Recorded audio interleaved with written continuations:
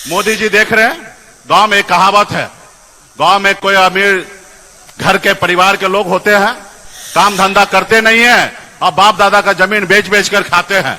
तो गांव में कहना है कि अरे बाप दादा की जमीन बेच कर फुटानी क्यों कर रहे हो। आज का सरकार वही है, हमारे सरकारी संपत्ति को बेच बेच कर और देश को कह रहे कि देश आगे बढ़ रहा है। देश पे पहले जो कर्ज था उससे 4 गुना ज्यादा कर्ज हो गया और कह रहे कि देश विकास कर रहा है।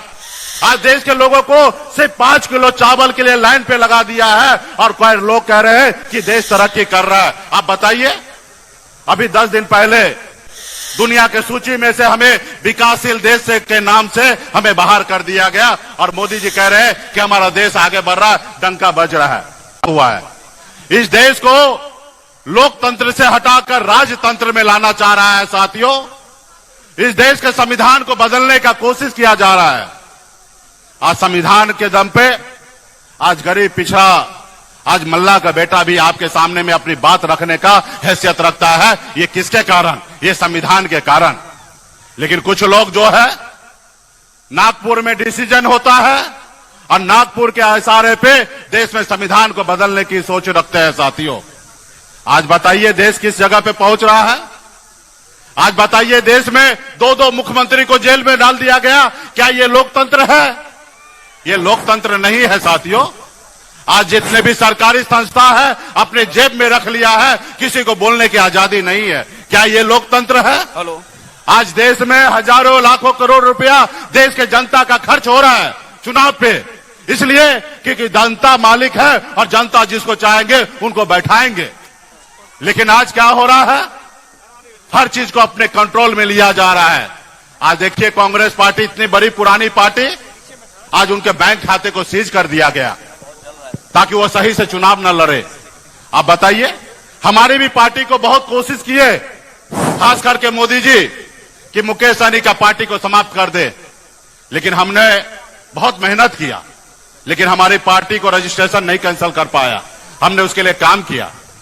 इस देश में 927 पार्टी को रजिस्ट्रेशन कैंसिल करवा दिया ये मोदी जी की सरकार ने। तो साथियों, हम सबको मिलकर लड़ाई लड़ना पड़ेगा, संघर्ष करना पड़ेगा। जैसे हमारे पूर्वज ने संघर्ष किया वैसे हम सबको संघर्ष करना पड़ेगा। आज हमें खुशी है कि आज हम ऐसे शक्ति के सामने में लड़ाई लड़ रहे हैं जो आज गरीब पिछड़ा लोगों को, सपना को अपने पैरों तले कुचल रहा है। क्या बोले थे मोदी जी कि हम पे एक बार भरोसा कीजिए, हमको लाइए, हम अच्छा दिन लाएंगे। क्या आप लोगों को अच्छा दिन मिला है? आज बताइए ना, 5 किलो चावल देना ये हमारे लिए अच्छा दिन है। आज हमारे बच्चे नौकरी के लिए तरह तरह के भटक रहे, दूसरे राज्य में नौकरी करने के लिए 8,000 के नौकरी के लिए मजबूर है। आज हमारे लोगों को नौकरी नहीं मिल रहा है। तो इसलिए साथियों, आज कहीं ना कहीं हमें लड़ाई लड़ना है। आज मोदी जी देख रहे हैं, गांव में एक कहावत है, गांव में कोई अमीर घर के परिवार के लोग होते हैं, काम धंधा करते नहीं है और बाप दादा का जमीन बेच बेच कर खाते हैं। तो गांव में कहना है कि अरे बाप दादा की जमीन बेचकर फुटानी क्यों कर रहे हो। आज का सरकार वही है, हमारे सरकारी संपत्ति को बेच बेच कर और देश को कह रहे कि देश आगे बढ़ रहा है। देश पे पहले जो कर्ज था उससे 4 गुना ज्यादा कर्ज हो गया और कह रहे कि देश विकास कर रहा है। आज देश के लोगों को सिर्फ 5 किलो चावल के लिए लाइन पे लगा दिया है और कोई लोग कह रहे हैं कि देश तरक्की कर रहा है। आप बताइए, अभी 10 दिन पहले दुनिया के सूची में से हमें विकासशील देश से के नाम से हमें बाहर कर दिया गया और मोदी जी कह रहे हैं कि हमारा देश आगे बढ़ रहा है, डंका बज रहा है। तो साथियों, हम सभी को अपने संविधान को बचाने के लिए लड़ाई लड़ना है। आपने देखा ना, एक गरीब मछुआरा का बेटा संघर्ष किया, 900 रुपया महीने पे जाके बॉम्बे जैसे शहर में मैं नौकरी किया था और वहां पे मेहनत के दम पर अपनी कामयाबी का झंडा गाड़ा। फिर मैंने देखा कि हमारे लोग चांद पे घर बनाने के लिए सोच रहा है, लेकिन इस धरती पे हमारे लोगों के लिए घर नहीं है। मैंने बॉम्बे के ऐशो आराम जिंदगी को छोड़कर अपने लोगों के हक अधिकार के लिए पिछले 10 साल से मैं संघर्ष कर रहा हूं, लड़ाई लड़ रहा हूं। जब हमारे लोगों ने हमें अपना नेता माना, तब आपने देखा 4 विधायक बनाया, अपने दम पर मैंने बिहार में मंत्री बना, हमारे सहयोग से बिहार में सरकार बना। अगर हम समर्थन नहीं देते तो नीतीश कुमार जी का सरकार नहीं बनता और बिहार में मुख्यमंत्री नीतीश जी नहीं बनते। आज हमारे दम पे सरकार बना।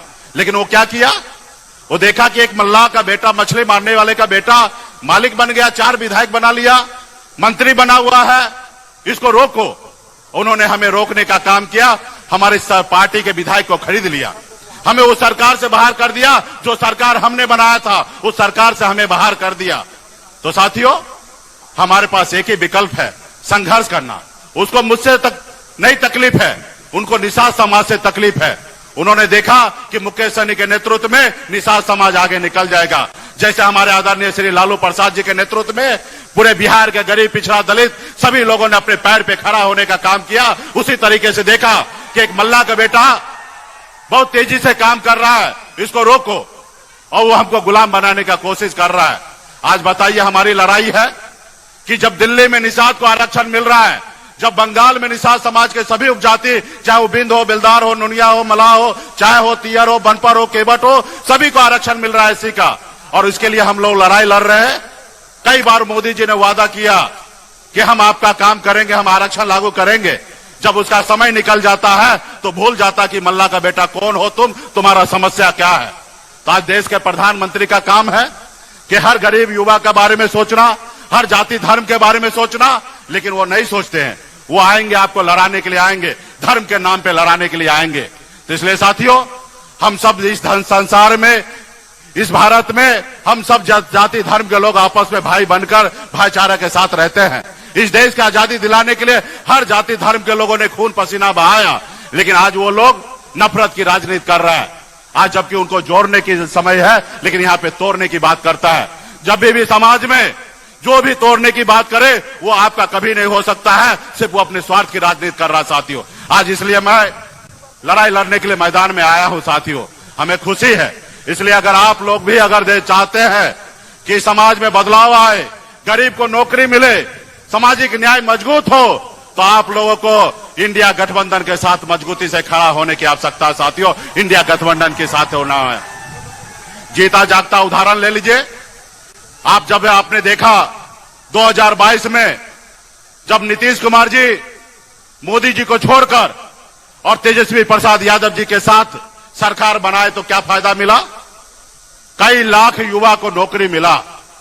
सामाजिक न्याय मजबूत होने के लिए जातिगत जनगणना हुआ, और जातिगत जनगणना हुआ तो पिछड़ा, ओबीसी, तमाम दलित भाई सबका आरक्षण का दायरा बढ़ा। आप कल्पना कर कीजिए, अगर भाजपा का सरकार होता तो क्या आरक्षण में बढ़ोतरी होता? बताइए, भाजपा का सरकार होता तो क्या आरक्षण में बढ़ोतरी होता? नहीं होता, क्योंकि वो सरकार लालू प्रसाद जी के विचार पे चलता था, इसलिए आरक्षण में बढ़ोतरी हुआ साथियों, इसलिए आरक्षण में बढ़ोतरी हुआ। अगर भाजपा के साथ सरकार होता तो ये 6 लाख युवा को नौकरी मिलता? नहीं मिलता साथियों, युवा को नौकरी नहीं मिलता। ऐसे तो 17 साल से तो है ना भाजपा का सरकार, नीतीश जी के साथ है, तो बता दे कि कब आपने नौकरी कितना बड़े संख्या में दिया? नहीं दिया। जब भी बिहार में तरक्की होगा, गरीब पिछड़ा का आंख का आंसू पोंछा जाएगा, तो भाजपा वाले आके अरंगा डालने का काम करेगा साथियों, अरंगा डालने का काम करेगा। तो इसलिए हम लोगों को भाजपा को बिहार से बाहर रखना है साथियों।